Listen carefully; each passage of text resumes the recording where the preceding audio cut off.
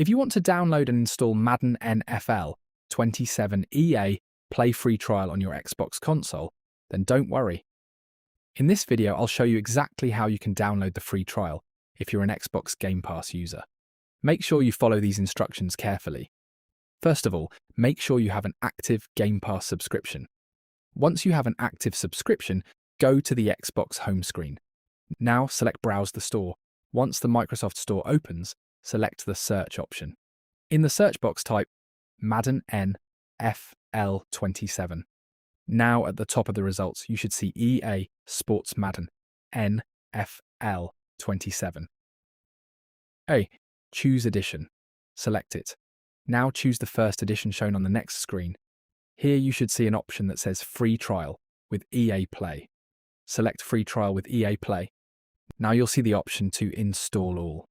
Select Install All, and the game will be added to your download queue. You can select View in Queue to check the installation progress. Once the download and installation are complete, you'll be able to launch Madden NFL 27 and play the EA Play free trial on your Xbox console. Hopefully this guide helped you download and install the Madden NFL